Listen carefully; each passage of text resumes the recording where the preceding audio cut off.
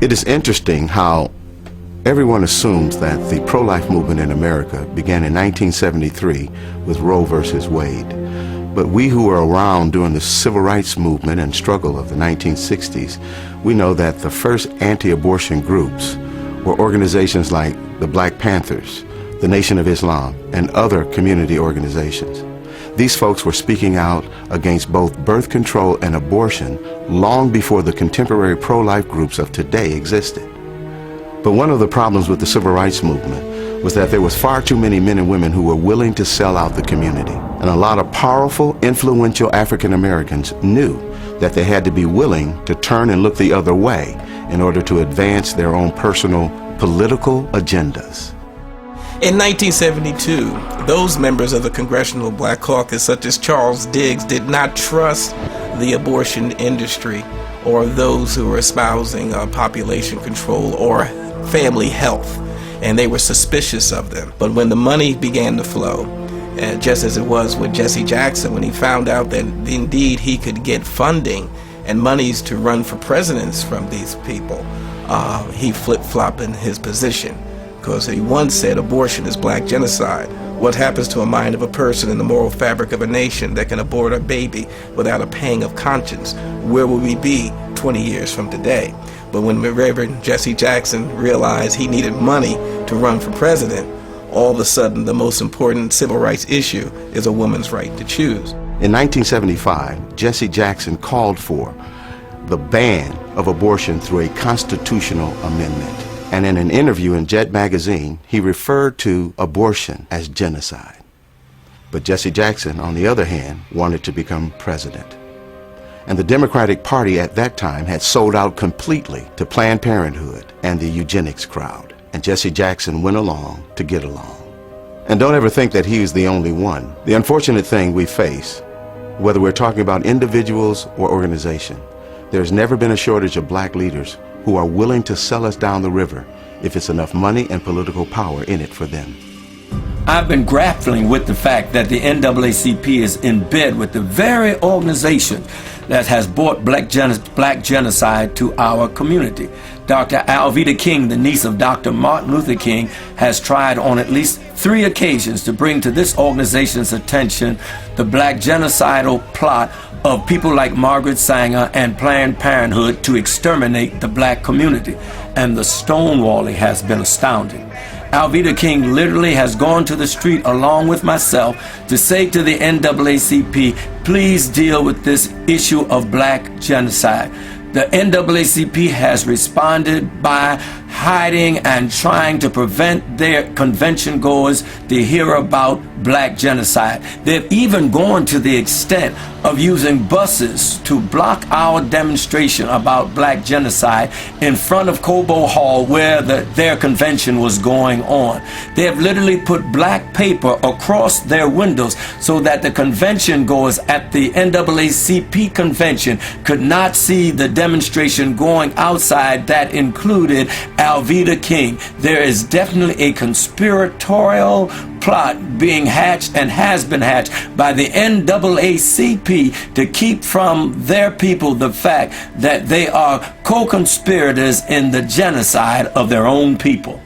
When you look at the number of African Americans who portrayed us over the years, it's not always clear whether they are uninformed or just out-and-out traitors.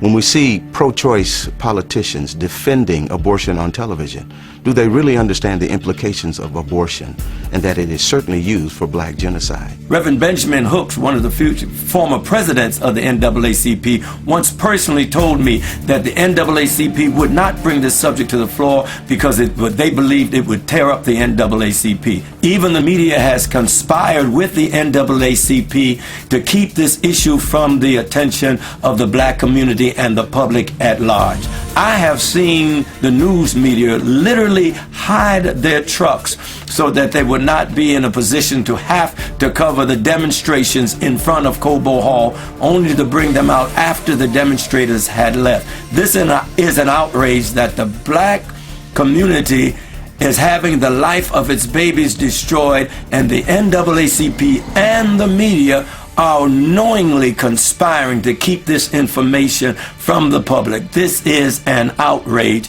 and it should be dealt with by every fair-minded American. The civil rights elite has forgotten the lives of unborn black children and has joined those who choose to kill them. Unbelievable! They have forgotten that in the past, racists snatched black babies from their mother's arms and sold them into slavery. Today they snatch them from their mother's womb and throw them in the garbage. Ishmael Hernandez, Executive Director, African and Caribbean American Center, 2003. When we look at this issue of civil rights leaders who sell out, even when they clearly know that birth control and abortion are being used for black genocide, we need to understand that by the 1960s, population control, especially black population control, had become almost a religion for America's white power structure. And from the start, they made it clear that if you crossed them, or if you challenged their agenda, they would chop you off at the knees. And that remains true to this day.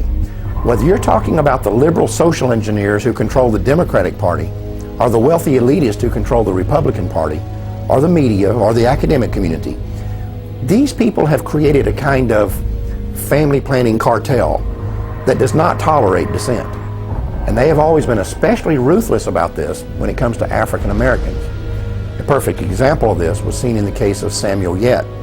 Mr. Yet was an award-winning journalist who had earned a master's degree from Indiana University, was a U.S. Air Force veteran of the Korean War, and served as special assistant for civil rights to the director of the U.S. Office of Economic Opportunity. He was also a professor of journalism at Howard University and a columnist for several magazines and newspapers. In 1968, Yet had become the first African-American reporter hired by Newsweek magazine, and he quickly became their Washington, D.C. bureau correspondent. But then 3 years later, he wrote a book that exposed high-level plans within the United States to use birth control and abortion as instruments of black genocide. Then immediately after his book was released to the public, Yet was called into his supervisor's office and fired. At that meeting, he was informed that his dismissal had been orchestrated by the Nixon White House. The next year, Yet told the New York Times that pressure had been put on Newsweek to get him out of Washington. Then later, despite the fact that his book was selling well, had received at least 2 national awards, and was being used as a textbook in over 100 colleges, Yet's publisher dropped him and the book went off the market.